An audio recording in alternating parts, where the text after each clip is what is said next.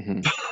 Welcome to Cut the Sith Reading Club, Episode 12. We are an unofficial Star Wars reading club for fans by fans, and today we will be discussing the first 9 chapters of Lost Stars by Claudia Gray. I'm going to go to Steve last because I know it's Steve's favorite book. Alex, Okay. how are you? Say hi. Bonjour, ladies and gentlemen out there. Death Star, say hi. I too waved my hand. Steve. Hello. You've been waiting a long time for us to talk about this book. Yeah, I'm pretty This is the excited. first book you suggested to us before the book club started. Yes. That sounds very on brand for me. Yeah, It lost by like 1 vote to Master and Apprentice. that's fine. I knew we'd get here eventually, and I'm glad we're here. Also Claudia Gray, so she kind of just beat herself. Yeah, competing against yourself, I guess. But How many books has she written in the Disney canon? Because I know she has one coming out for the High Republic. She has Lost Stars. She has Master and Apprentice. Do you know she also anything wrote else? Bloodline. Bloodline. All right. Yeah, that's the one with Leia Organa dealing with the New Republic Senate and When they all like, Kind find of. out she's Darth Vader's kid. That's what I was going to ask. Her Mhm. book total is 6 so far. Nice. 6, really? It's putting Is a that lot of work. Future books too? Well, 6 contributions, maybe 1 short story, 5 books. Okay. Yes. So yeah, she's been putting in the work. Staple of the Star Wars Disney canon. Mhm. She is. So I'm gonna let Steve start us off with the book because it's his favorite book, and he Yeah. definitely liked it more than the both of you. Yeah, my favorite of the new Disney canon, Star Wars anyway.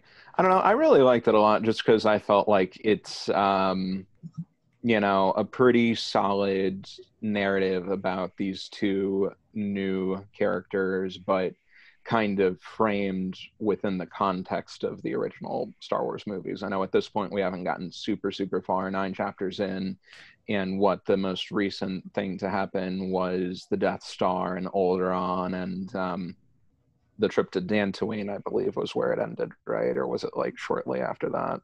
Like right. Definitely mentioned Right after. Dantooine. Well, yeah, Dantooine was a part of it, but I don't remember if it was completed or not. Yeah, that's the word I don't remember either. But I do know like Dantooine was literally. I do remember them mentioning Dantooine. Mm-hmm.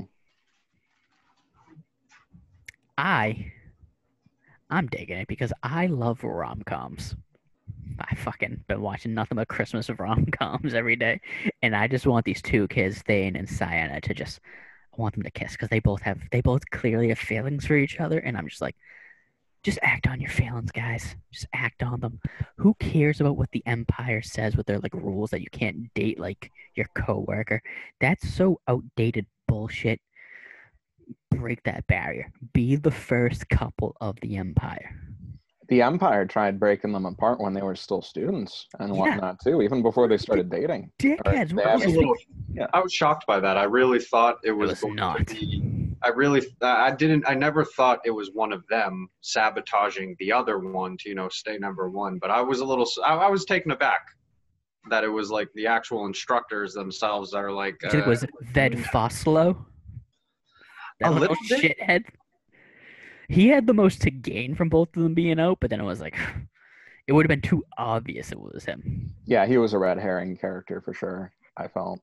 But yeah, no, I wasn't super, super surprised by the fact that the Empire was trying to like break apart these friendships and be like, you need to be a loyal tool of the Empire, and like, you can't really let emotions get in the way. You can't really get attached. It's interesting that it's kind of like, how the Jedi reject attachment, only it's like, no, you need to be dedicated to the Empire. Like, They have multiple schools, right? Because they both got into the one on Coruscant. yeah, and that was the most prestigious of the lot of them. Yeah. So if that's if they were like, all right, well, we can't, don't want attachment. Let's put them 2 different fucking schools at the start. I guess. I don't know. It is kind of counterintuitive. Isn't Coruscant like the best one though, out of all the yeah. Imperial academies? But it's Well, I like mean, you their can't whole break them up problem is then. that the 2 of them are too attached to each other. Well, it's like you knew this before you took them into the school. You should have just sent one of them to Coruscant, one of them to like the second best school. I mean, if objectively their marks on the entrance exams or whatever were like what qualified them to get into the best school, I get them being like, objectively, we have to bring them both here, but we can get this relationship out of them if we pit them against each other. Side note, Alex, Carol, that's ironic. It's her birthday today, and my sister's birthday. They have the same birthday. Carol texted me back, thank you for her gift, because I sent her a gift card to her hairdresser, and she has a hairdresser appointment this weekend. So, favorite nephew, motherfucker. Okay, fair. There you go. Fair. I only sent a text, so Okay. Did she reply to your text? she did. Oh, Yes, she what'd she did. say? She said thank you. It was wonderful hearing from you. All right. So, Back to- second favorite nephew. So you guys weren't a fan of Lost Stars so far. You was. haven't been so far. I mean, I know you were, but like Ryan and Alex, I want to hear some dissenting opinions. And For Yeah, a particularly specific reason, I didn't so- like it. Ryan's reason, not to cut him off because he was talking about it, that's a bullshit reason. You can't- Don't go there. You agreed can't- with it. Yeah, go read the fucking book if you don't like the narrator. You can't blame the work of the book based on who's reading it to you. Oh, no. I didn't say the book was bad. I'm saying his narration is making me not like the book. Buy it on the Kindle app So- and read it. I haven't heard the audiobook, and it sounds like from what Colin was telling me, a bunch of people had listened to the audiobook. Give me some more tea. I want to hear about this audiobook. So we're getting to the conversation parts of where they're talking to each other. Mm-hmm. And it basically sounds like he's having a conversation with himself, because when they get to the female voice lines, he's reading them with like no sort of female attempted sort of way of talking. It's just him in his normal voice talking to himself in his normal voice. And then they get to Tarkin and it's kind of his normal voice. Yeah, so my friend He doesn't Dan, even try to do a Tarkin voice. Back up. Hold on. It's kind of like What? No. he's kind of like talking like he has a sore throat or something. My friend Dan, who's also reading the book because he reads all our book club books, he just can't make it to the club meetings. He messaged me about it. He goes, the audiobook offers the hardest I've ever had to listen to. The narrative is just not what you'd expect, like a high school student giving a report. And I was like, that sounds bad. Unlike our That is guy, very Mark Thompson, who was excellent in everything he's ever read. I mean, Mark Thompson's a tough act to follow. The man is very versatile, and like he can't really do female voices or kid voices or anything like that. But like he's a very versatile reader. Or Jamaican voices. Not his greatest accent. But no, I said it to Colin. It's kind of with the narration. It's almost static, you know. It just cause there's no change. There's almost no fluctuation in his voice. And sometimes I'm like, listen, guy, give me something. Like give me a little bit of something. Like a That's little why- bit vigor in the voice, a little bit of anger. Yeah, a there's little no bit of emotion when he happiness, reads. like anything. That's why I was kind of hoping Yona could make it tonight, because I'm not sure if he read the book or he listened to the audiobook. Because me and Steve read it. Me and Steve both liked it. The two of you and Dan listened to the audiobook. You guys didn't like it. Sierra listened to the audiobook and I she don't liked like it. the So narration. yeah, well, it's the fucking same thing. The content is fine. And Sierra's That's an listened important to distinction, the yeah. audiobook. I think she does like it so far though too. So I'm trying to see where Yona is, if he's read it and if he's liked it, because I feel like read it yourself. It's the complete opposite of Aftermath trilogy. With the I'd Aftermath also- trilogy, you have to listen to the audiobook. I'd also like to point out I did some digging, and this is the only Star Wars audiobook this guy narrates. And it was released in 2015. So he wasn't asked to return, probably. Sounds like it. For me, I think Alphabet Squadron. I think that's the one where the first Alphabet Squadron and the second Alphabet Squadron have two different narrators for each book. Interesting. And one of them is significantly worse than the other. I haven't listened to it. Shit, I saw on Twitter when people talking about it. well, listen, you gotta also take Twitter with a grain of salt. So what, there's two versions of the same audiobook? No, one read the first book in the trilogy. Someone else read the second book in the trilogy, Oh. and one of them sucks.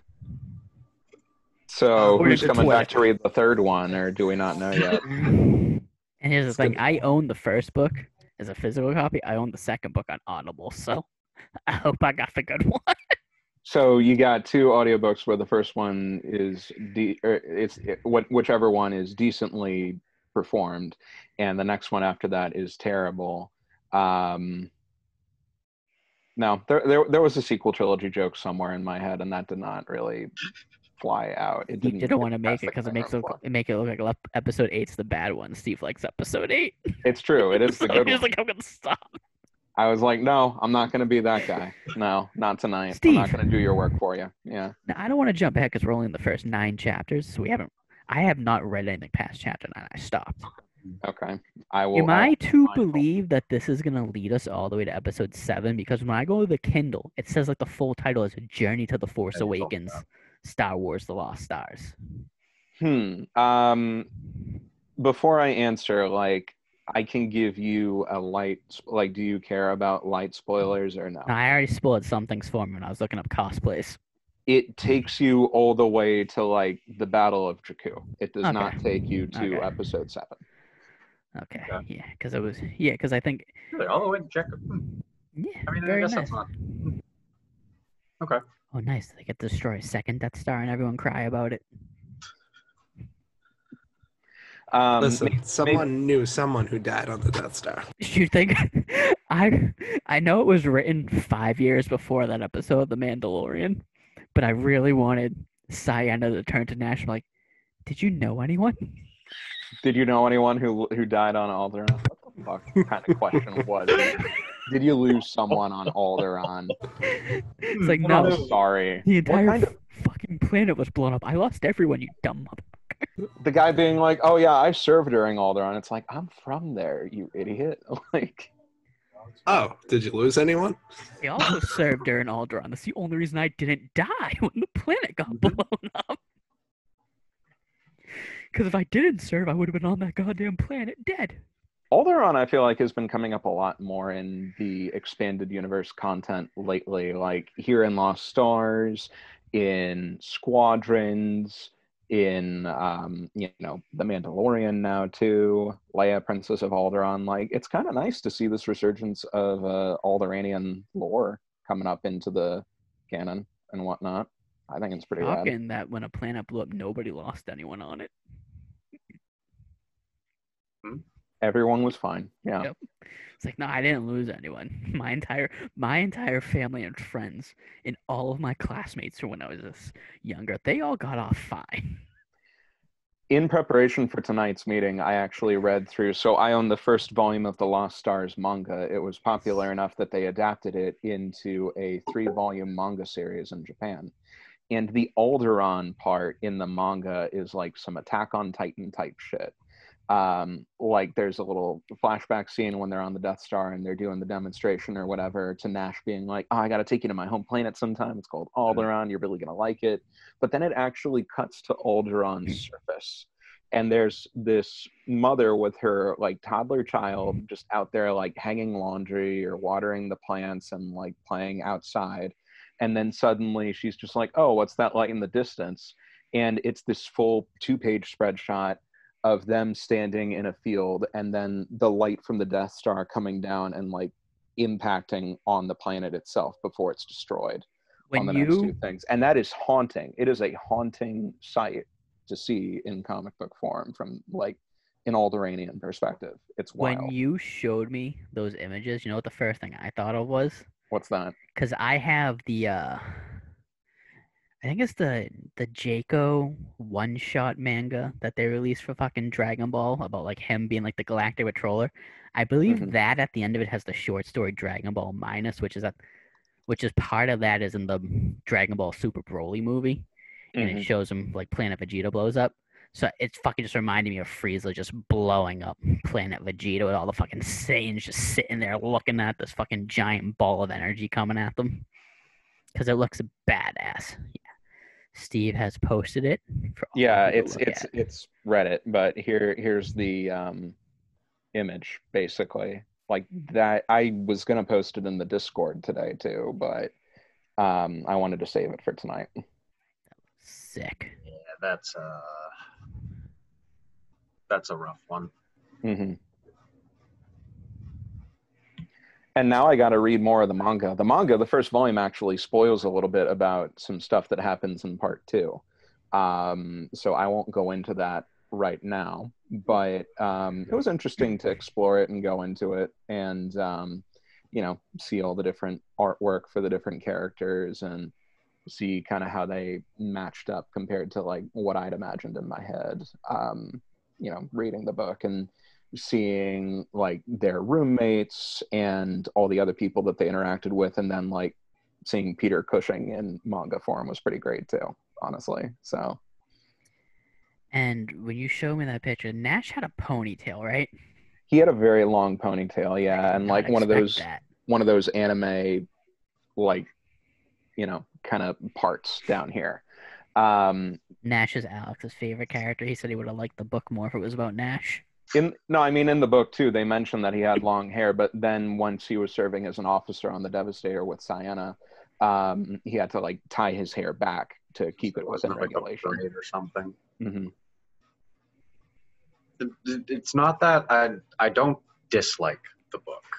Okay. All right. So regardless of how Colin paints it out to be, I have no. All I did was copy and paste your messages and send it to Steve. I didn't try to influence his mind at all. He's got the receipts. No, but I want to hear your perspective, Alex. I don't hate the book in any way. Slow. There was just trying to think of the right way how to put it. With the name Lost Stars and because I went into this knowing absolutely nothing. Like I didn't look up like I had heard of the book, but I had no idea content-wise what it was about. I didn't look up, any synopsis or anything before it. I was like, all right, let's go into this totally original. And I felt like up until they were actually had graduated from the Imperial Academy, I felt like I was just kind of waiting. Like I didn't yes, like there were some good little parts. I did like the scene where both of their speeders got entangled with one another and the two of them had to win together essentially, instead of, being able to untangle it. I did like the little scene where a homeboy showed up and he was drunk and explained to them that no, it was actually the Imperials coming around and doing it. Mm-hmm. And I feel like, because I haven't kept listening to anything past the end of 9, but it was like right at the end of 9, I was like, all right, we're getting there. Then Colin picked 9 instead of 10. I was so excited that their little feud did not last that long, because I was so annoyed when they started being friends. Because I was like, they're not friends for literally dumbest fucking reason. The both of them want to talk to each other. The both of them want to explain their point of view, but for some reason they won't. If they sat down and had a conversation for 10, 15 minutes, and then they didn't talk for 2.5 years. They're like adults at this point, yeah. It was years. So all they do is sit down and talk to each other for like 10, 15 minutes. Should be fine. I get to tell this to Alex all the time when I'm marathoning these TV shows. And I'm like, 90% of these problems in these shows are due to lack of communication.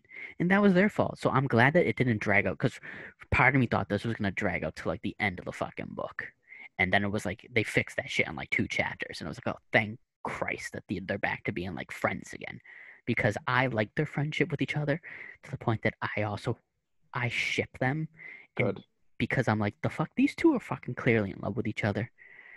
Why the fuck are they just gonna stop talking to each other? Because they had some stupid fight. Because honestly, too, that fight wasn't that big of a deal. I get that Sienna was like super like pro the Empire. The Empire can do no wrong. She can't believe that the Empire would fuck them over. And yeah, it does sound like this wild conspiracy theory. But the fact is, what was her name? Was it Jude or Judd? Jude had pretty clear evidence that like the only people that could have done it was the student affairs or officer affairs. Mm-hmm. Yeah, they were like the only people that could have done this. So it's not that big a conspiracy theory because they're the only ones that could have done this. So it had to have been someone in that office.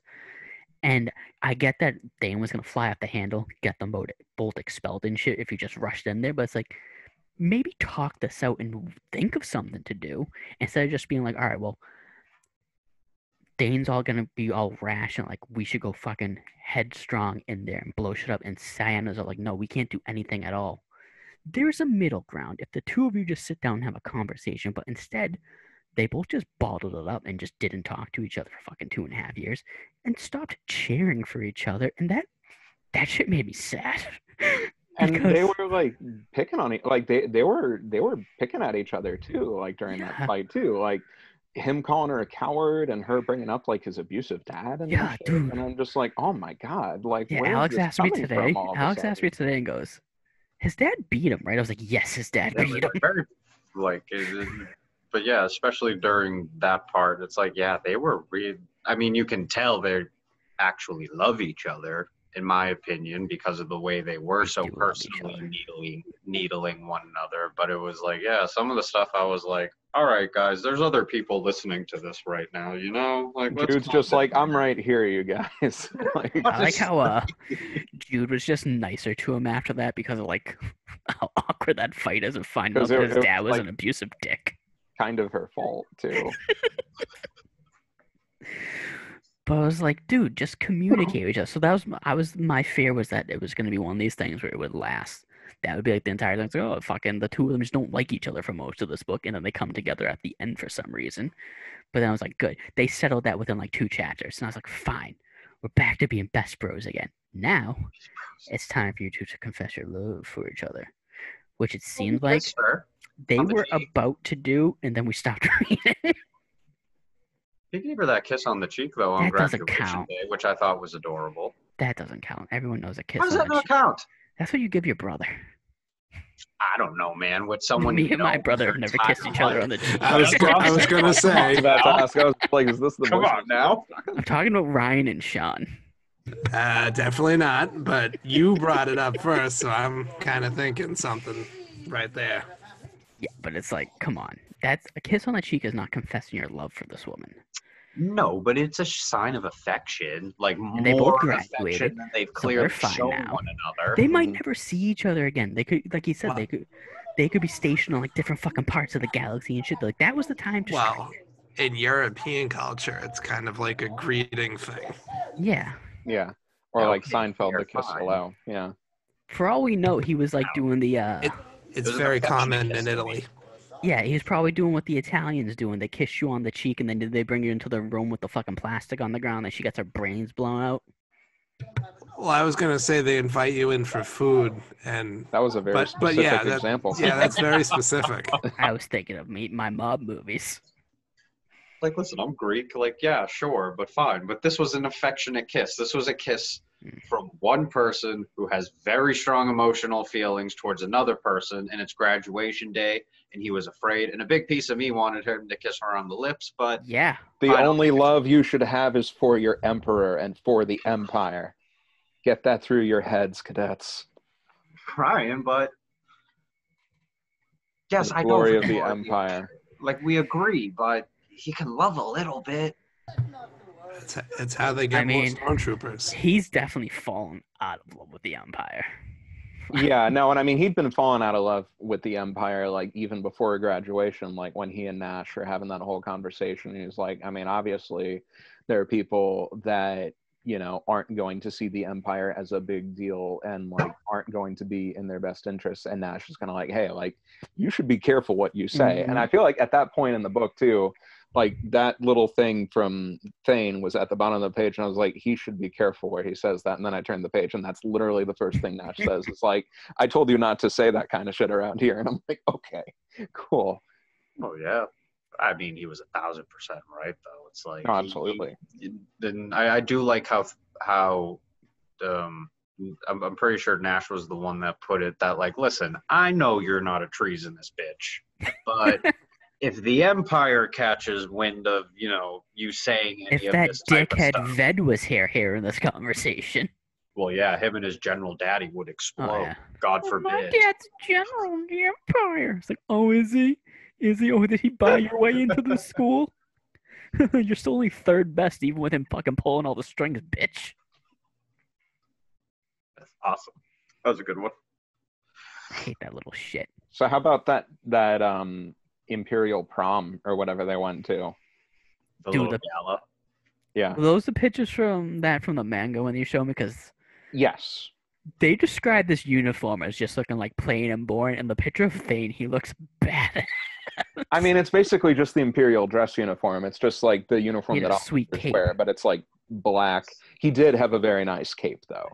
I'll post the pictures to the Discord later. Now that we're all at chapter 9, and like I don't run the risk of spoiling anybody by posting content from the manga, so I'll post those later tonight. And if anyone out there is following the Discord apart from us, then you can see them too.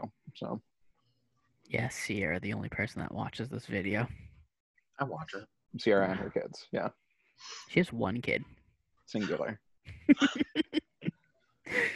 Just want to put that out there before she yells at me. Gotcha. Well, one that we know of. She might have more. I mean, she might have one she doesn't know of. Who knows? I feel like that'd be a hard one for her to pull It's off. 2020. If men can have kids they don't know of, then women can too. Colin, you're ever a paragon of gender equality. Thank you. Thank you. But yeah, I'll post the pictures from the manga later on. And what are we expecting to happen now that we're at this point where, or maybe it's too premature to have this in the conversation, but like we're at the point now where Alderaan's been destroyed, the Death Star's gone silent, radio communications from the Death Star's gone silent, so we all know what that means as well. As long as we're on the same page. You know, what's going to happen at this point, you guys? I know what's going to happen, but I want to hear what you guys think. Know anyone from any of the characters? Were any of them on the Death Star? Like, isn't like none of them going to show up now because they fucking got exploded? Do you want me to answer that question, or no? Are you just asking that rhetorically? I don't remember if someone was on the fucking Death Star. Well, Jude was stationed to the Death Star. Okay. Oh, all right. It's not Nash though, right? No, I mean, Nash was with Nash is on the Sienna, right? He's on the Devastator. Yeah, he was with Sienna watching the ship blow it up. Good. Mm-hmm. I'm hoping he kind of turns a little treasonous because, you know, they did just blow up his home planet. I do not want him to bow down and kiss the fucking Empire's boot because you know, all his friends and family are dead. The man should kind of hoping him and Thane both just fucking defect because it seems like Thane's going that way because he's falling out of shit with the Empire. The person he confided into about it was Nash, and now Nash's planet got destroyed. I need the two of them just to get the fuck out of it. And there were also the little bits and pieces too with like, you know, him Sienna talking to him about Leia and being like, well, there's obviously got to be some mix up. Maybe she was led astray, or maybe she's being manipulated or something. Like, he really doesn't want to believe that, like. But I thought that was more just because he had like a crush on her.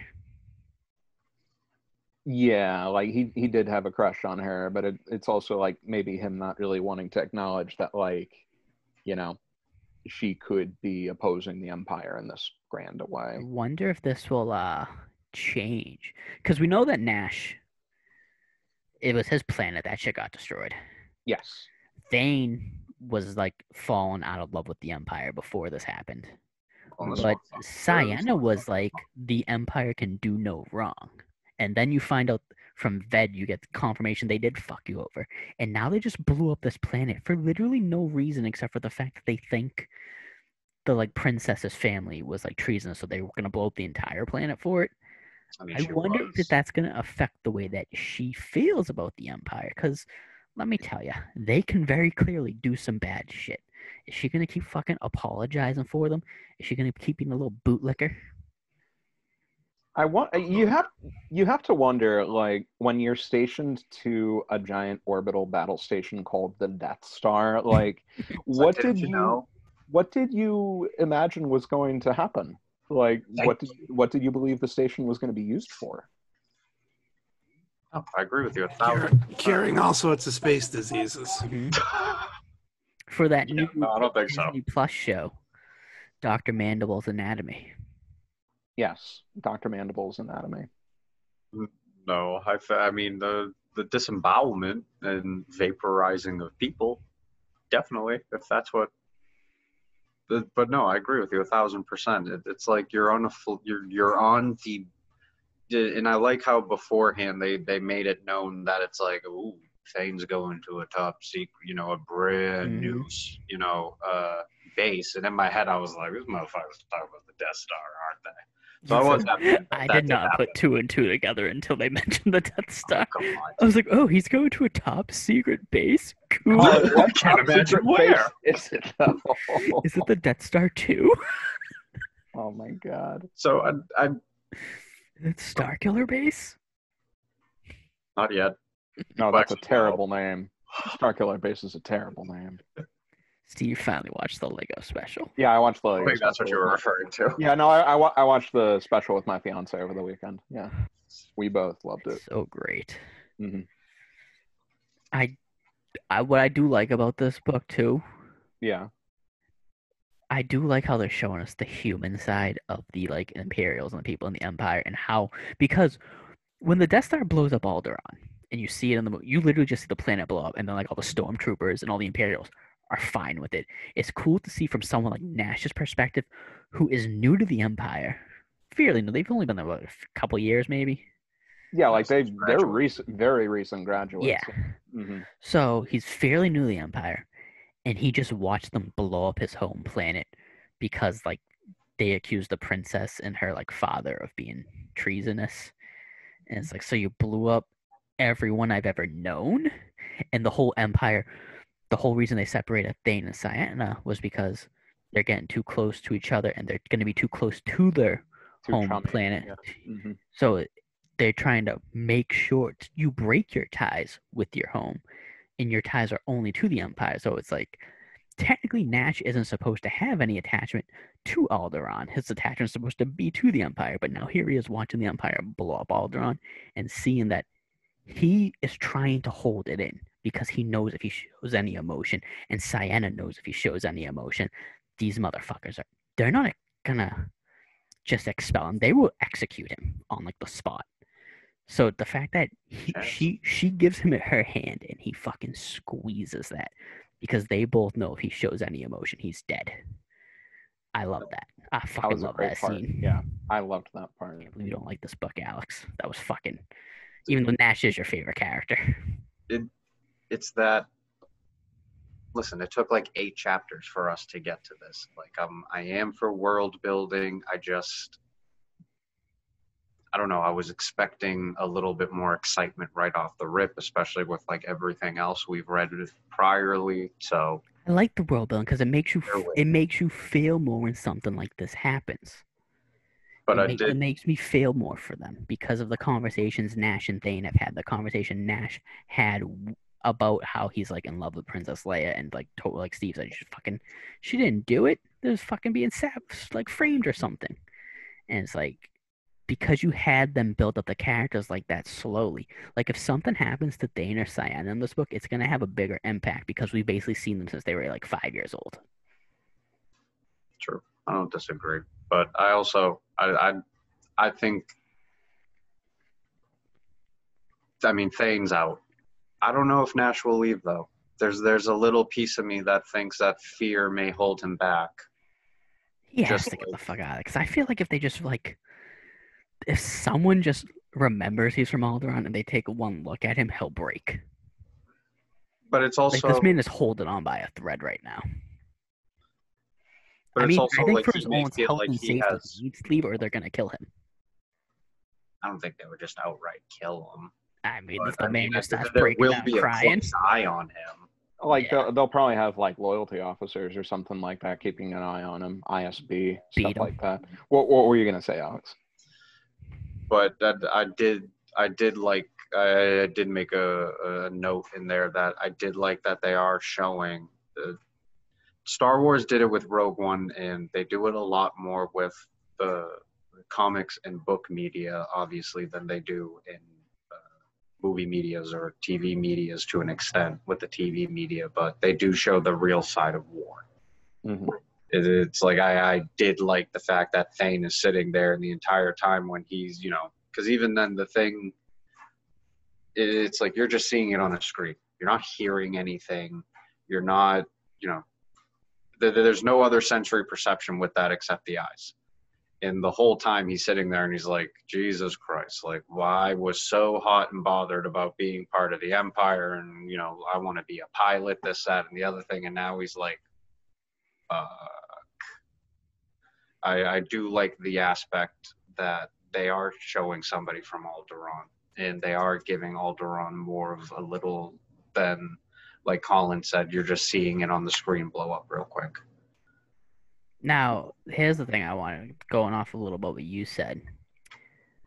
Ciena wanted to join the Empire. She loved the Empire. Thane seems like he just wanted to fucking get away from his home, from his abusive father. I don't think he ever loved the Empire the way she loved it.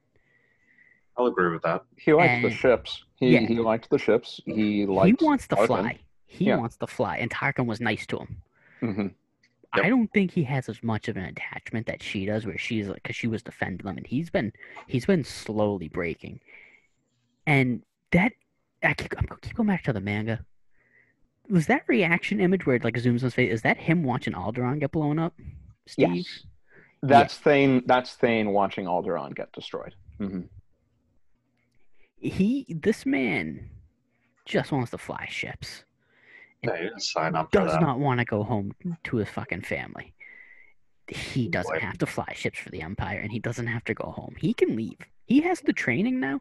He can go fly for the Republic. He can go fly and be like a bounty hunter or something. He does not have to stay here and be loyal to this organization that he very clearly is becoming less loyal to each day. They've already fucked him over basically like twice now.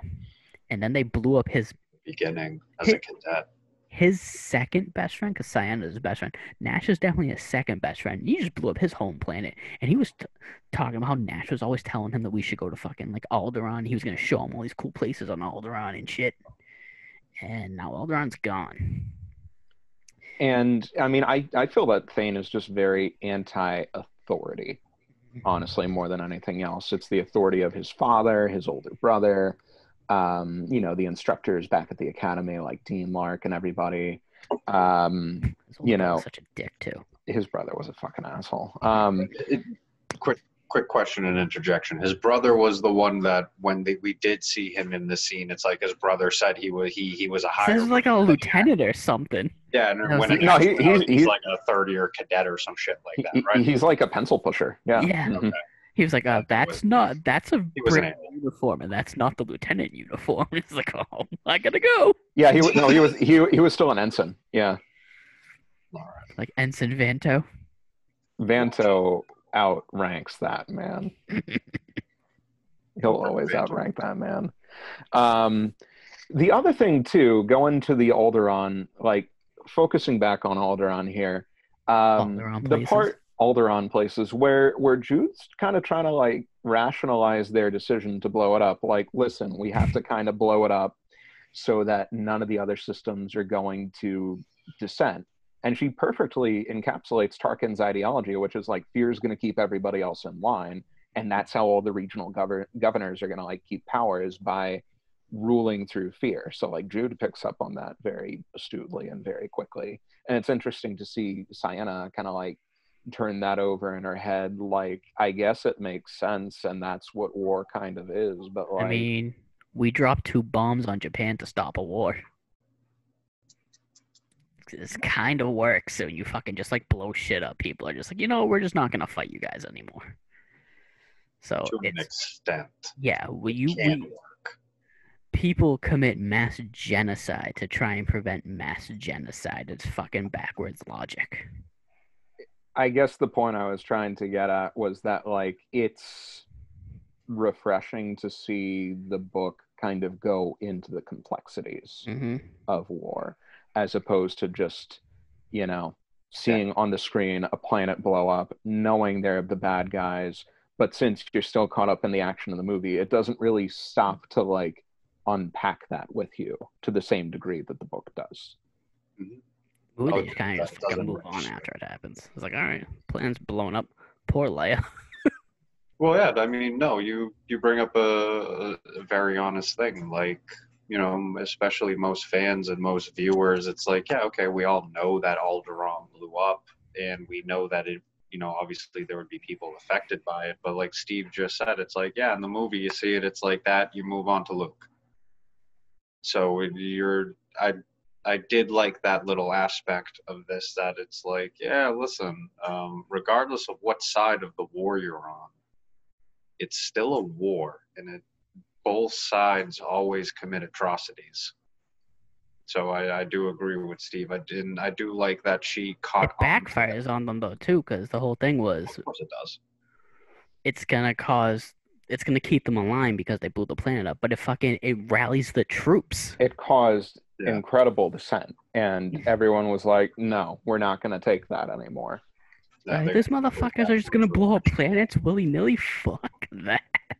Like I don't see her leaving the Empire, but I can smell the dissent in Thane's, in the air quality near Thane. He's out. Maybe he'll stick around the Empire till one more event may happen, but I don't see him. I'm gonna make a wild guess. And Steve, I want no facial reactions because I'm 99% sure my wild guess is wrong. I'm 99% sure it's wrong. I don't want. Just will show up. No. Nash is gonna fucking like start losing shit, like just lose his mind, and then he's gonna fucking end up somehow in like the same area as Tarkin and try to assassinate him. I hope not. And then just that's it for him. I don't know that he'd be able to do that though, because didn't the most recent chapter end with communications from the Death Star going? Oh, that's right. Yeah, I forgot. They're all dead now. So see, he can't even get revenge now. Poor guy. Well, that's where Zara comes in, but Zara wasn't created back then. She's Tarkin's right hand. But I did like that. Comic. I did like that they gave that little nod to Tarkin, and when she was talking to him, and there was like that, that long seconds went by, and he's like, you were the little shits who were where you weren't supposed to be. Mm-hmm. I did really love that they kind of threw that in there, that it's like, listen, for any of Tarkin's faults, don't forget something. The man has hyper intelligence. He will get you. Also, that Piet was there too at the very beginning with Tarkin as he meets young Thane and Ciena. I really liked the scene at the beginning with them meeting Tarkin, and Tarkin almost seeming weirdly grandfatherly. Mm-hmm. Like, it was weird to see him being nice to kids.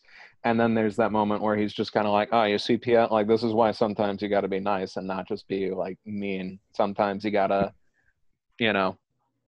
spare the rod, spoil the child, and whatnot. And I'm like, oh, okay. This is seeming a little more Tarkin-ish. But he's recruiting. He's always on. It's true. Or no, what was it he said? He was like, sometimes you have to like spare the lash and use the lure instead because it can be more effective. And I was like, yeah, that seems more on brand for Tarkin. And it was very interesting. The manga drew him like looking much more friendly at the beginning than I think I've ever seen Tarkin look in any piece of media too. Even then he still looked freaking evil, but like he still looks evil as shit. But I don't know. Tarkin's one of my favorite characters. A lot of people feel, I don't know. I feel like he's a very underrated presence in Star Wars, an underrated villain. People keep being like, yeah, Darth Vader blew up Alderaan and whatnot. No, he did not. Tarkin did that shit. Tarkin is 100% underrated. It's because he doesn't have fucking force power. Tarkin is more menacing than Vader and has none of Vader's special powers. He's terrifying. The dude is scary. He's just a regular old guy, and he's old. And truthfully, that probably makes him more scary than Vader is. There is no mysticism. There is no ancient sorcery. To the point, too, the Empire, that shit. The Emperor is like, listen, Vader, you can force choke anyone you want, but you're not killing Tarkin. Mm-hmm. That's my guy. But there is one thing I wanted to mention, too, going back to how the Empire doesn't like the attachments, kind of like the Jedi, and they were like they were forcefully trying to separate Thane and Ciena and shit. It is kind of funny to me that the two best students in this class were best friends, and they're the only reason they're the two best students is because they trained with each other from the time they were younger, and they had this friendly competition where they were trying to one up each other. So maybe you shouldn't get rid of the attachments, because clearly the attachments made your two best cadets. Because if it wasn't for their little friendly competition, they would not have been your two best students. They were just trying to outmatch each other each time. Friendly rivalry. Yeah. True. You could make that argument. Almost like a sibling rival. I mean, obviously we know they loved each other and stuff like that, but Yeah, they don't love each other as sibling siblings, Alex. I know, I'm making a comparison. They're gonna get married and have babies named Colin and Tarkin. Oh, named Tarkin. Yeah, I don't know about that one. Well, one of them is going to be named Redchus, and the other is going to be named Dr. Mandible. Yep. Oh, that'd be great if we found out the parents of Dr. Mandible. So basically, Colin would be a space Elon Musk. Oh God, I fucking hate it. By the way, not to get onto an Elon Musk tirade. Here we go. I was the first person that hated him.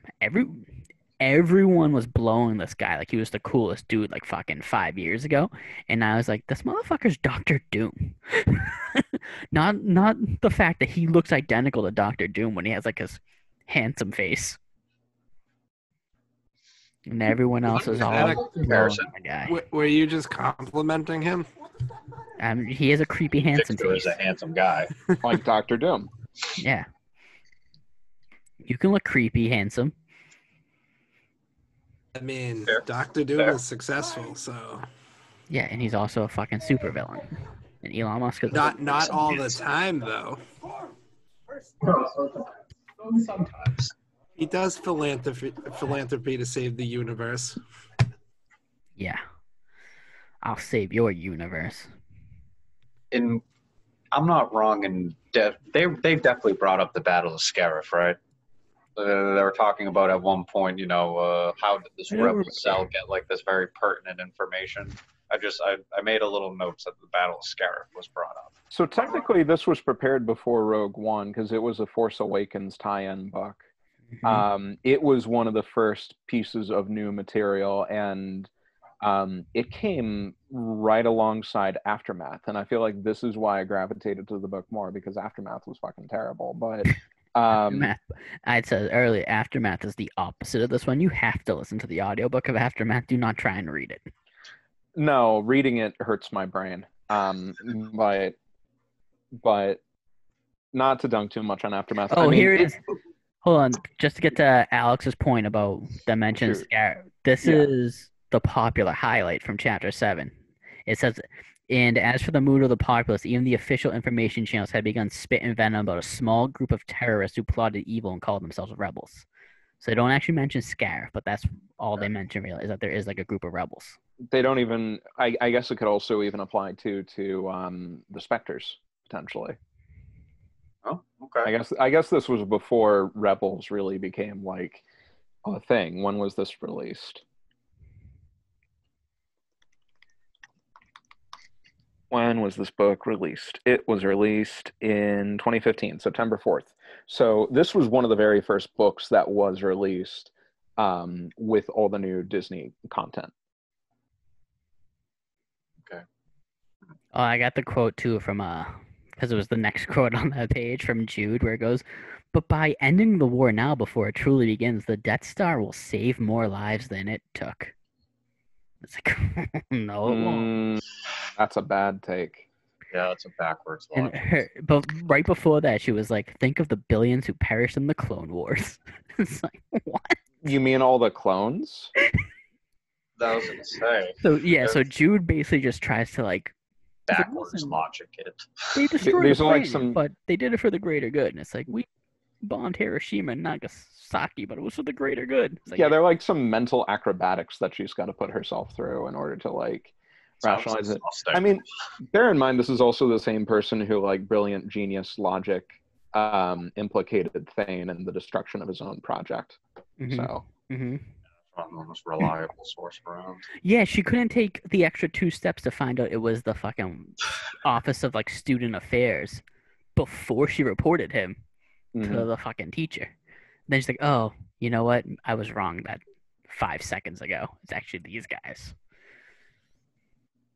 And in defense, I didn't think it was I didn't think it was the Imperials themselves either. Like, I truly thought it would be like one of the students or something. Did you suspect that too?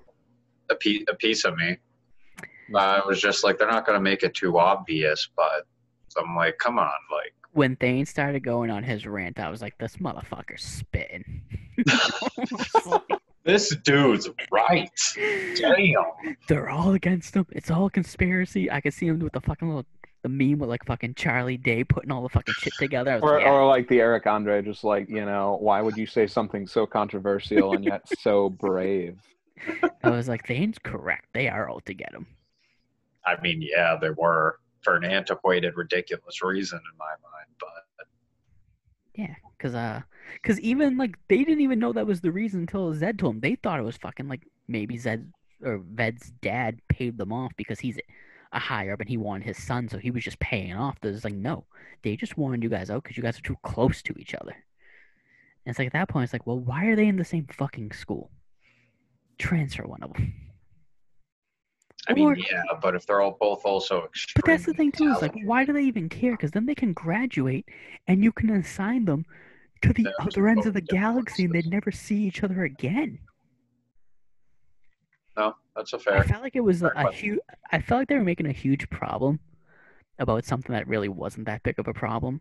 But by doing it, it made it a big problem because now Thane's like, these motherfuckers are out to get me, and I know for a fact, and I have proof. And now they just blew up my second best friend's planet because Nash, sorry, you're his second best friend. Second best.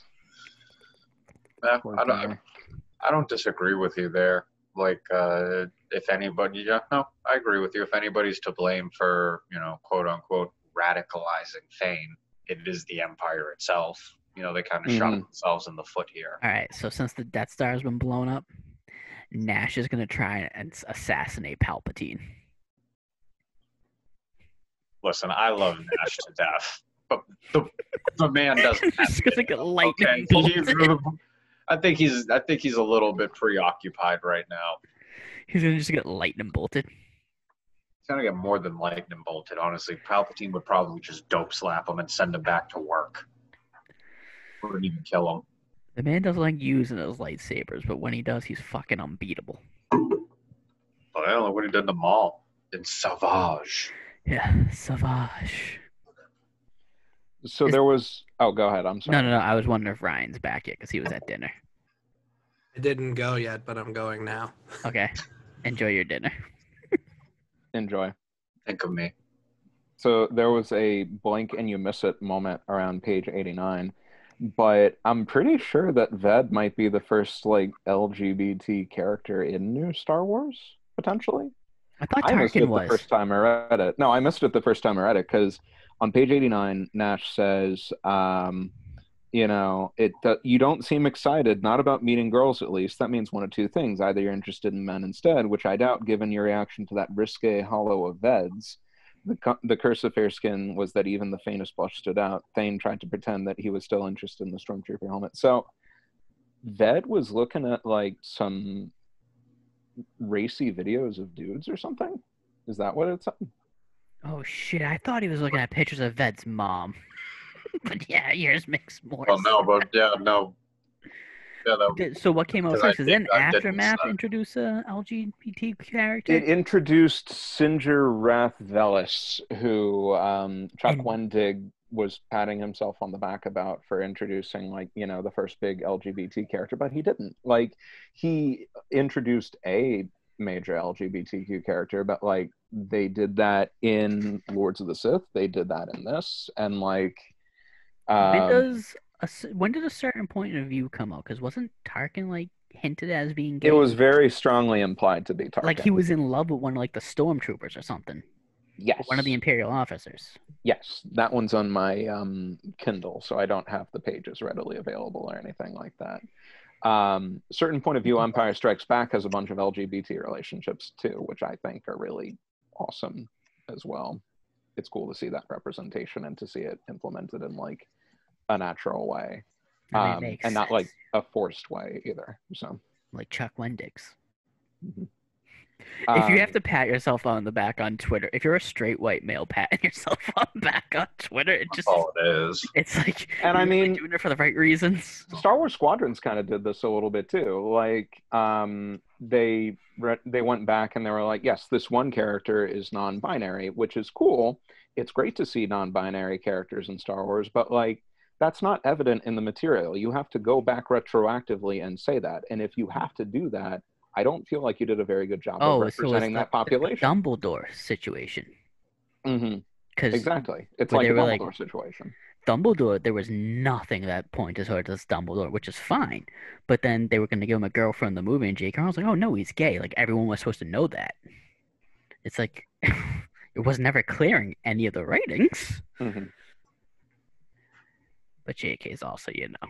I don't know. I feel like I feel like in some Star Wars properties, the representation is much better than in others. Like, and I feel that this is a whole deep, heavy conversation that we don't really have to get super into We here. can, it's fine. But like, killing time till Ryan gets back for dinner. There's a difference between genuine inclusion and like performative wokeness and performative inclusion. And I feel like far too often in media and in stuff like this, you know, a lot of people just kind of want to do it for the sake of doing it rather than like telling a genuinely compelling story. Like Empire Strikes Back, certain point of view, has a couple of stories that feature LGBTQ characters, and they're awesome because they're written in such a like genuine way. Organic way. And they're great. Organic, exactly. Like, they're believable, solid, positive stories, and they're great. I love to see that in Star Wars. Same with like Aphra, seeing her relationship with Sana. That was great. But like, hold on, Steve, I got one for you. Go ahead. That I think is basically just like doing it to do it, kind of like trying to pander and be like, look at us, we did it. They hyped up that kiss at the end of Rise of Skywalker. Like it was going to be the most groundbreaking thing ever. Right. Thank Steve, you for reminding me of that. I missed it the first time. It is a blink and you miss it moment. I missed it the first time. It's a blink and you miss it moment. It's terrible. And they were like, look at us. We put a gay kiss into a Star Wars movie. It's like, did you really? If it's in the fucking background for half a second? Yeah, like, you know, exactly. It wasn't between Finn and Poe, which it should have been between, because they're the real power couple of this movie. Yes, I mean, the entire movie was pointing at the two of them getting together. And then they're like, and then you have Zori Bliss and Poe's like, hey, audience, did I remind you that I'm heterosexual today? Look at my interest in Zori Bliss. Honestly, too, they throw us a tease because they, in Last Jedi, you have Rose, and she kisses Finn, and then in like episode 9, Finn kind of just ignores her. So I'm like, oh, maybe it's because Finn doesn't feel that way about her. Maybe it got awkward after she kissed him. Yeah. Because maybe he's not into girls. And then there's like, nope, Poe has a girlfriend. And we don't know if Finn was trying to tell Rey that he loved her or if he was force sensitive, because they didn't make that clear. Poe got jealous when Finn was trying to tell her something. He was like, oh, we're keeping secrets now? Is that what we're doing? Like, he needed to tell her a secret right before they thought they were going to die, but we're supposed to believe that was him saying he was force sensitive and not that he was in love with her. I was like, come on. Mm-hmm. Oh, I thought I thought it was the force sensitive route. Was it not the force sensitive? No, it was the force sensitive route, but the way that it was framed in the movie did not lead us to believe that that was what it was. Because there was nothing that built up to that. Absolutely not. No. Okay. Yeah. There was also nothing building up to the two of them being in love with each other either. If he had said that to Poe, he was like, Poe, I have to tell you something. And then he was like, no. I'm like, okay, this makes sense. Well, again, it would be organic. Like, that's my whole thing is like, like Steve was saying, if you're just kind of throwing it out there for the sake of throwing it out there, don't throw it out there. And just I mean, organic. I also recognize that, like, I'm in sort of a position of privilege because, like, I get that I'm, you know, a cis straight guy, and like, I get that maybe it's not my place to be commenting on stuff like this on inclusion, but like, I guess just don't pat yourself on the back like Chuck Wendig did. No, like, I'm going to try my best to be a good ally and to be understanding and to understand other perspectives and to see them well represented in the media that we consume, and to see, you know, a lot of people find characters that they can identify with and relate with in the media that we consume and whatnot in a natural way. I don't know. I find it lacking in some areas of Star Wars. Like, was it Kotaku or Polygon? One of them had something about in Star Wars Squadrons, and it was how it was talking about like the retroactive, like talking about how the one New Republic squad mate was non-binary. And then one of the Imperial pilots had some throwaway line about like how he and his husband were going to go retire somewhere after the war or something like that. And they're like, it's great to see that kind of diversity, but at the same time, they're part of a fascist regime. It's kind of weird to see, like, you know, I don't know, because it's just like, why are they working for the bad guys then? I don't know. Maybe I'm getting a little tongue twisted and like not really articulating myself well, but No. To an extent, I understand what you're saying. I see what you're saying. It's like, why are you now going out of your way to go back and doing? Oh, okay. How can I put this? it's hard to articulate, like, right? That's why I was like, I don't want to get too into it because That's like why I'm not attempting. fair enough. But no, I can see your point, and I do understand what you're saying about that. It's like, are you only doing this for the sake of doing this at this point? Or, you know, if this was originally part of this, you know, if this was supposed to be part of the story, then why wasn't it part of the story? Less than that, I guess it's more like, why would someone that's been maybe discriminated against or prejudiced against or anything like that, like someone in the LGBTQ community or, you know, the BIPOC community, like, why would you want to see yourself in the role of the fascist oppressor? Was the point that I was kind of driving at. Well, no, I think that you articulated it well there. Yeah, okay. I can see what you're saying there. Well, that's what was it? That was what Kotaku had been saying, and I agree with them. Yeah. Well, that's it was the entire controversy with Resident Evil 5, because Resident Evil 5 at first was supposed to be Chris Redfield and Jill Valentine, two white people just killing a bunch of black people in Africa. And that's why they replaced Jill with the. I didn't play. Sheva. Yes, Sheva. I didn't know her name. Sheva. That's why they replaced Jill with her, because it was like, this isn't gonna feel right if all the villains are black people and we're just gonna have two white people kill them all. Hold on, let's pause for a second here. What? I don't know what in that. Resident Evil 5 was. Oh yeah, the game. Maybe. That just seems like a bad move, anyways. Like that. It was not a great move. Yeah. That can't give a. I didn't play the game because I heard it was terrible, but it was set in Africa. All the bad people in the game are African, and originally there was two playable characters. It's one white guy and one black girl. Originally, it was a white guy and a white girl, and they're just going for just killing Africans in Africa, and people were like, "This doesn't look right at all. This is bad optics." I mean, more than that, that's just kind of like somebody wasn't thinking something through. But it was also it's Capcom that made it, and they're a Japanese company, and I'm sure they don't have that same sort of awareness of tensions that, you know, the Western audiences are really would have. But you do see it a lot too, where the minority characters tend to be, whenever they put them into something, it's always as like the bad guys. It's most like even Moff Gideon, he's a bad guy. I've been talking with my old college roommate, you know, who is Spanish and African American, and we've been talking about how in Squadrons, the leader on the New Republic was a black man who defects from the Empire. And he raised an interesting point where he was talking about how, like, there's this weird pattern of in Star Wars how, you know, people of color seem to be like complacent with fascism and then defect to the good guy side. Like Lando? Like Lando, same like thing with Finn, Lando. and Finn too. And it's a weird pattern to see in these movies. that they're like okay with being the oppressor, and then they realize that fascism is wrong, and then they defect. Yeah, I won't disagree with you there. But that was to get back on fucking Rise of Skywalker, though.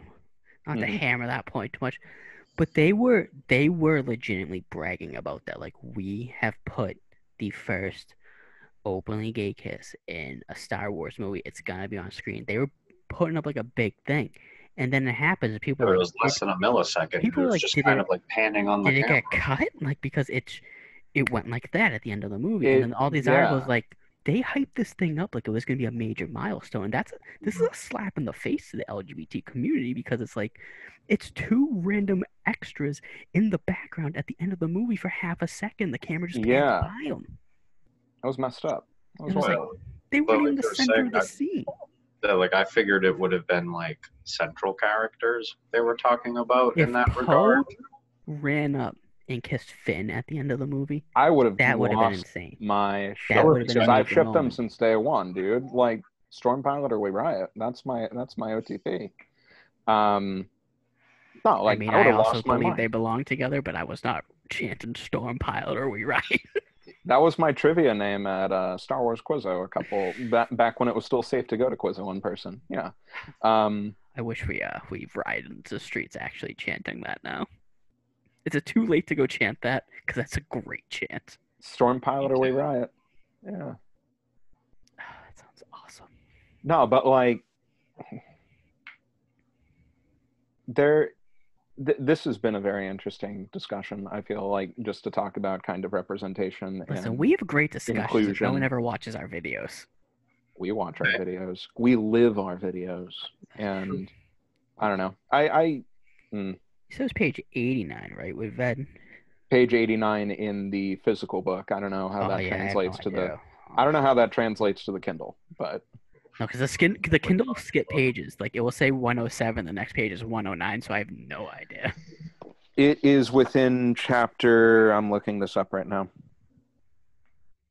Chapter 5. Chapter 5. All right, cool. So yeah, I completely missed that the first time I read Lost Stars, and I picked up on that this time. I'm like, huh, that's interesting. Nice little subtle inclusion. Because I was going to say, until you brought it up, that it was a very quick little thing that, I don't know, maybe it's because I'm more of an audio listener than actually sitting there looking at it word for word. I missed it.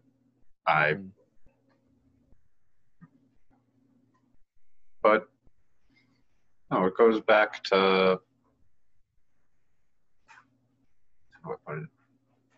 the way I feel about it. It's just like I don't know, maybe it's very hard to write in an LGBTQ character, but I don't feel like it. Sorry. Oh yeah, I just reread It really is. I don't know if you guys can hear that buzzing. He was looking at like straight up. It said risque, so was he like straight up looking at fucking porn on the phone? He might have been. It sounded like he was looking at. I'm surprised they don't have like firewalls to block that shit in the Empire. Yeah, No or one like needs firewalls. Oh, hi, Brian, we're talking about looking at male on male porn on the Empire. Welcome back. Maybe he brought his vids from home or something like that. Hey, if whatever he wants to do, he's free to do it. Damn right, that was what we talked about for like the last 20 minutes while you're eating.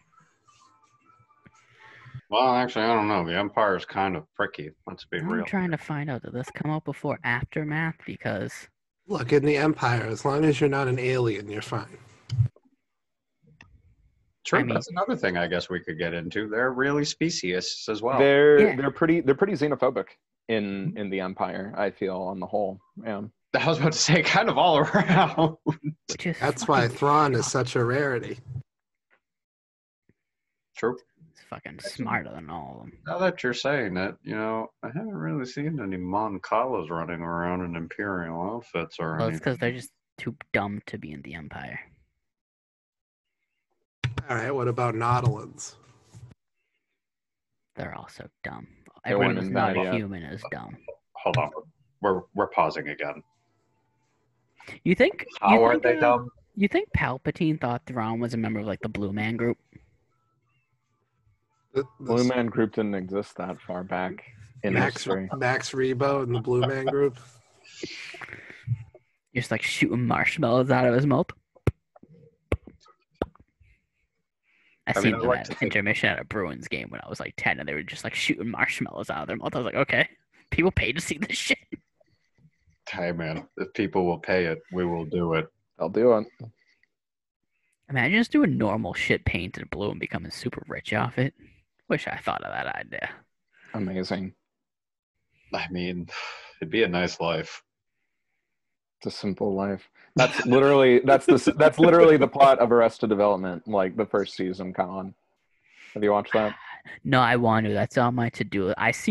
My mom used to watch it back when it was on Fox, and I saw a few episodes. She watched it, but I never watched an entire season. My fiance and I are marathoning it on Netflix right now. It's good for the first 3 seasons, and then Netflix tried bringing it back and made a season 4 and a season 5, and they're not as good.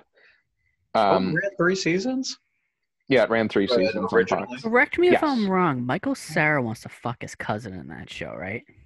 Yes, and there's a whole big thing about whether or not she's actually his cousin. Mm-hmm. Alex, I'm not gonna fuck you. I didn't expect you to. It's all right. All right. I wasn't asking you to. We don't have that relationship that Michael Cera and Mrs. Cera have. Mrs. Cera.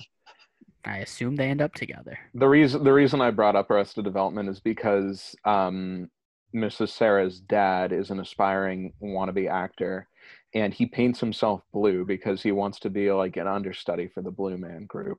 And so for the entire first season, he's just walking around in blue paint like all the time, waiting on them to call him to show up for like a night of Blue Man Group, and then they never call him up, and he's just blue for no reason.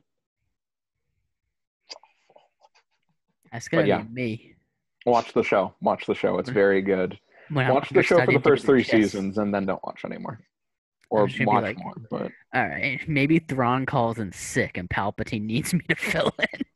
No, and then paint yourself red, because you'll be like, he's gonna need to be ready for the red chiss, and then we'll be like, but sir, there are no red chiss. You guys, and then you'll be like, there are now, and then you paint yourself the red. Cover of Greater Good is red. The cover of Greater Oh Good my is red. god! The signs are there. It is. I mean, listen. If red chiss show up, we will 3 all is going to be sit called here. Red Chiss Rises. We will all apologize to you. Until then, I'm not apologizing And- to you. Don't put words in my Well, mouth. Well, you guys can hope for red, but I'm waiting for the green chess. I Oh, want a man. cease and desist sent to Timothy Zahn if there's Red Chiss. Did you copyright the red chiss? Yes, my video's a verbal Yes. copyright agreement, right, Alex? You're my attorney. we Alright, can that's it. try. I'll go to my can other try. attorney. I'll text Rory, my other attorney. Sure, there's something retroactive. Man, you have 2 that can be attorneys, done. man.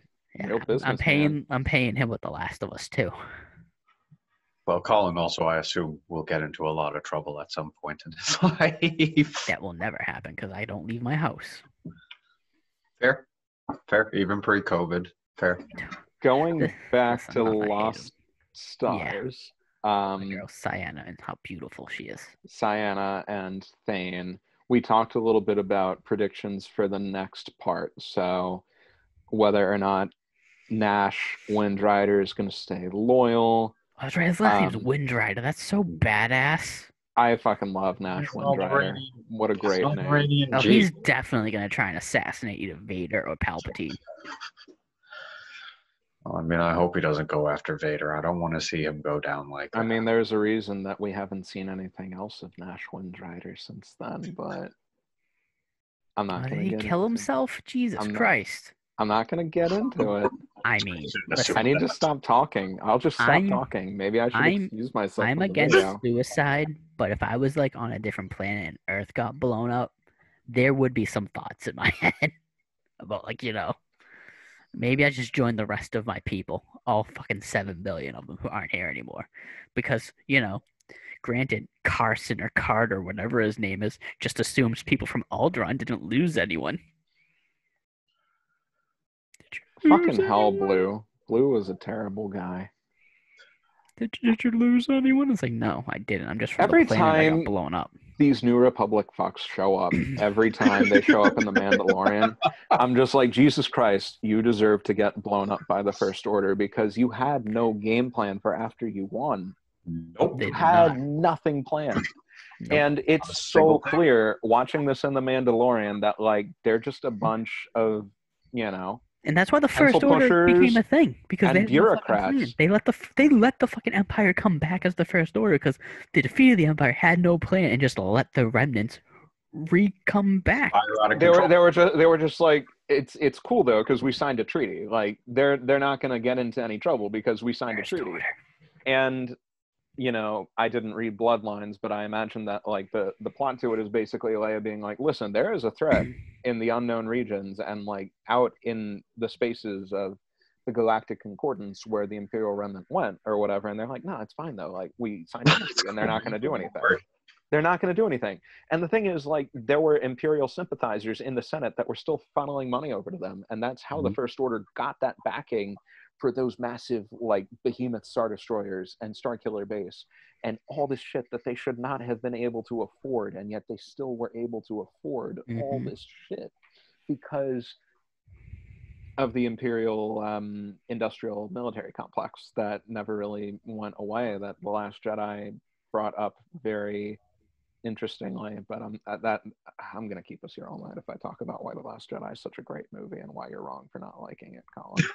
I never said I didn't like it.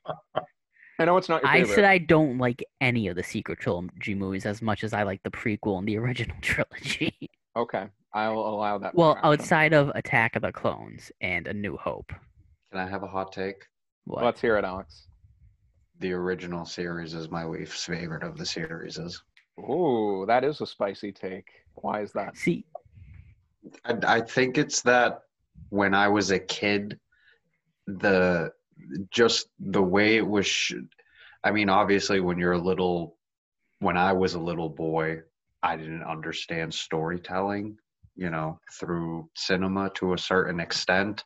So it's like, yeah, listen, I was one of those kids at the moment. My mom brought home the VHS of episode 1 and Darth Maul ignited both of his lightsabers. yeah, I'm just going to tell you right now, the lightsaber backflips. fights in the prequel are so much cooler. The lightsaber fights in the original trilogy suck balls. What? I don't, okay. In Being 4 an adult now, they don't suck balls. They were based very I different. mean, the first time I seen the original trilogy, I was 25.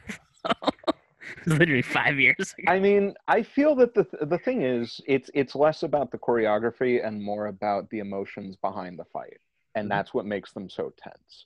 In A New Hope, it was very highly experimental technology when they were working with the lightsabers themselves. Like, you had wires sticking out of the hilt going into Alec Guinness's robe, and you had to be so careful when you were swinging those things to, like, not break them. So I get why they were very limited in the first movie. But in Empire, like, gives me chills every single time I get into that fight. Yeah. No, that fight on Cloud City in the carbon freezing chamber, going all the way down to, like, the wind tunnel and everything, fucking chills every single time I watch that. Well, I will say, I think Empire is the strongest of the original trilogy.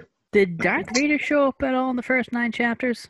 He did, I believe, or at least he does in the manga. Like, yeah, because in the manga, he's in that picture with the two of them. I was like, I don't remember if he's actually in the book. I was going to say, I think he was brought up by name in the first 9 chapters, but I don't know if he's physically shown up in the...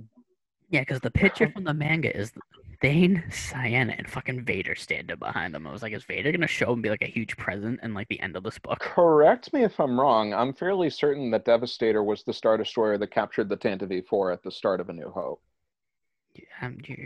You're saying words I don't have. The Tantive 4 is Leia Organa's blockade runner. Yeah. I'm just going to do what Jon Favreau does and nod. This is me going Filoni on you. Sorry, man. Too deep. Sit there and nod at Steve. Like, yeah, what Steve said. This is just like Disney Gallery. It's great. Steve could make shit up to me, and I'm like, yeah, it's fucking correct. Devastator was Darth Vader's flagship that did capture the Tantive 4. Mm-hmm. 'Cause I was gonna say at that entire part, I was like, okay. That was the first time I think I really clicked in with me with this book. That I was like, all right, we're gonna start shooting through all the. I'm assuming now we're gonna start seeing massive and major events through the eyes of these two, and their Mhm. friends, their colleagues, and more of that type of. I don't want to say dissenting for everybody because I don't believe Ciana deep down inside. I think she's imp till the end. But Thane, let me tell you, I think my boy is gonna go find some new friends. I'm telling you right now, it's gonna end like Romeo and Juliet with them both dying, kissing each other. I don't want that. At least a little bit more Just saying. excitement than that. Just gonna say she's gonna die. He's gonna kiss her. He's gonna die. But yeah, actually, know what? Straight that that's not gonna happen because I'm pretty sure that's how fucking Rogue One ends. No, Do Rogue they One- kiss at the end of the Rogue Doesn't like One? Rogue One end with Was it like They just don't- kind they of like don't- and like Jyn Erso like hanging out? They hold on to each other for dear life and hug each It's other on the beach it's too as similar. as the planet blows up. Yeah. That's too I was gonna similar. say, it wasn't a kiss though. It's too similar though.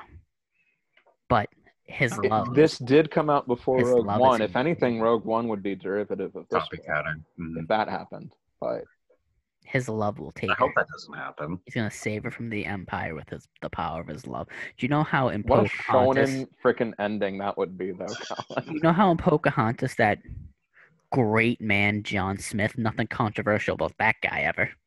How No. he overcame the language barrier by the power of love. Yes. Like According Teen to Titans. Disney. Yeah. Yep. She's gonna overcome the Empire with the power of love. While committing all the atrocities. She keeps talking about how Thane keeps getting bigger. It's like I don't know the what she's talking about. it's gonna be like a shonen anime where he's just like, look, I got the power of friendship on my side. That's why they made that one the manga. It's like this one. Like this one we can. It is incredibly shonen reading through the manga. I'm like, wow, this translates a lot better than I thought it would. I wonder if Disney would ever like allow them to make an anime. I would love that. Like I throw feel it on like they Disney tried Plus. doing that with Resistance, though, right? Like they tried being anime inspired as opposed to like a straight up anime. I saw like one episode of Resistance. I think Poe is in it. Is he in the whole show? I have no idea. He's like a recurring guest character. I only watched like half of an episode. I might go back and watch all of it just because it's Star Wars and I haven't seen it. But I like, might too, honestly. I've been starved for new content apart from Foundling Fridays. I and might rewatch Rebels before I start Resistance for the first time. Mando mornings. Mando now- Morning's Friday, baby. Black Friday. Looking forward to that. Hopefully I'm not too sleepy from all the turkey. I don't have work Friday. I'm still gonna go about 6:30 to watch it with Steve. Actually, one Bro. I don't have work Bro. Friday for the first time ever So you're gonna Oh get my up and watch God. it with us? after Thanksgiving. I might. I'm Yeah. always up early anyways. Mando mornings. Me and Ryan were supposed to go on vacation, It's been sorry. temporarily pushed back. which means So- I can bring us to our next point of topic. Because our vacation's been pushed back, Let me chime in. It's now late February, early March. that means we can meet in 2 weeks instead of 3 weeks. So we will be meeting on. Just rolling the dice on what the dates are. I was actually looking for the chapters. Tuesday. December 8th, Perfect. chapters 10 to 19. Nice. So 10 to 19 by December 8th. Same Okay. time, 7 p.m. Eastern time. Sweet. Do we count the holidays? Do we? Got to push it back. No, we're not. Well, but that also brings us to our next point. So, like Ryan said, we will push it back to late February, which means there is going to be a 3-week gap between like February and March. Which this is jumping straight ahead. February 16th, we finish Light of the Jedi. Nice. Originally, we were going to meet on March 2nd, talking about the Kylo Ren comic book. Me and Ryan are now going to be in Disney World that week, so we're not meeting until March 9th. Since it's a 3-week gap, I'm like, we shouldn't do the Kylo Ren comic because Kylo Ren's only 5 issues. If we have 3 weeks, we should do something longer. The 40-issue Dr. Aphra comic from 2016 on March 9th. The whole schedule's on Twitter and the Discord, and I can send screenshots. I have to send screenshots to Yona because he tells me all the time he doesn't know how to use Discord. So every time I make changes to the book list or add things, I have to screenshot and send it to him, and he's like, "Thanks for sending it to me." I'm like, "You're welcome." You're a good friend, Colin.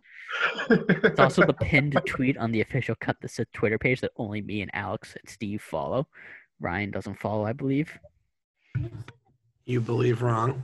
You do follow us? Good. I forget. I thought John Jackson Miller followed us, or did you just like the tweet that one? He liked our tweet. Still good enough for Alex. Some other guy got free bookmarks from I wish I had thought of. Because some other guy was like, "Oh, man, where did you get these bookmarks?" And he mailed them to him. And I was like, "Fuck, I wish I thought of that." But now I can't. My Can't God. be the second person to do that. Well, we have to. The idea is there now. It's true. Like when Sucker Punch sent me a bunch of free Infamous swag because I was like, "Oh man, I wish you guys sold Infamous t-shirts because my favorite video game, and I'd buy some shirts." And they're like, "Email me your address." So I emailed them my address. They sent me a bunch of t-shirts, plushies, all this fucking Infamous swag. It was awesome. I got a $100 gift card from Atlas for complaining about their games in the survey. It was pretty great. I bet you did, Steve. I complained a lot. I have a lot of spicy takes. So Are you like, Yakuza decided to make a fucking RPG on a whim and did it better than you guys? no, I mainly just talked about why they're still re-releasing Catherine and not actually focusing on porting their stuff over to the Nintendo Switch that people actually want to play. So then they're like, "Here's $100, buy Catherine." Now, I bought other RPGs from other properties and other companies. So thanks. Yeah. Give me those sweet Nintendo bucks. I won a copy. This was years ago. I won a copy of a Diablo 3. This was before Diablo 3 came out. I won it on something. And then Diablo 3 got like delayed and didn't have a release date. So they gave me the equivalent in an Amazon gift card and I bought Sonic Generations. That's a worthwhile purchase. That's a great game. Yeah, I just Solid love game. Sonic Generations. Top 5 Sonic game right there. Oh, yeah, better than every single Mario game ever made. I won't agree with that, but okay. I will not comment. But Mario Sunshine is better. Mario Okay. Sunshine's amazing. Anything else to say about Lost Stars before we hit the breaks? I'm excited to see what you guys think about the next couple chapters. I think I'm going to make a prediction that they'll like it more now that shit is starting to hit the fan with Alderaan blowing up. It had a very slow start. I will concede that. It had a very slow start, and there was a lot of build up to like their childhood years and them, going through academy. And I remember being like, as soon as I read the part where she's like, "Oh, I'm going to this Star Destroyer called Devastator. Where are you going?" And he's like, "I'm going to the Death Star." I'm like, "Oh man, okay, I know where they're going now. This is a great, great idea. I'm curious to see where the rest of this book takes us." So Didn't click in with me one bit at first when they were talking about all that. Initially, I was like, "Oh, okay, cool. He's going to the Death Star. Nice."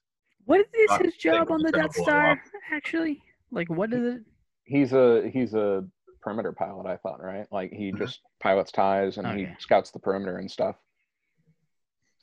It seems like she has a way better, more important job than him, even though they were like 1 and 2 in their class before they got fucked over. He was like a pilot cadet though. Like he wanted to be a pilot and she wanted to be like an officer, I had thought. Yeah, more, I guess, managerial as opposed to just, flying and shooting things in the air. I could fly and shoot things. He should fly the Devastator. True, but we also need to keep them separated because they're loved He's from leaving the Empire. He's leaving the Empire. Nash is going to try and assassinate the president. I mean, the Emperor. President Palpatine. Yes, he is going after the president. Nash is gonna get a pill addiction. God, that's dark. Jesus, Colin. You're really holding out for Nash. His entire planet got destroyed. What would you do in this situation? Wouldn't you pop some oxys? Well, first I'd ask if you lost anyone when your whole planet got hit. And then that's when I'm just like, well, Oh, here we time go. to shoot 'em. Just had to bring up Alderaan again, didn't you? Ryan, Alex, predictions? Any last minute comments? Honestly, I think Colin mentioned it's going to turn out like a space Romeo and Juliet, Mhm. and I honestly get that feeling. see, I don't think they're gonna go that tropey with it at the end of the day. I think something will happen, but I think one of them are gonna croak. I don't know who. I don't want to make a wild prediction, as you guys. Here's the spoiler warning. Here's a spoiler for you. The Emperor dies. Damn Does it! he? Does he? So, no one's ever really gone.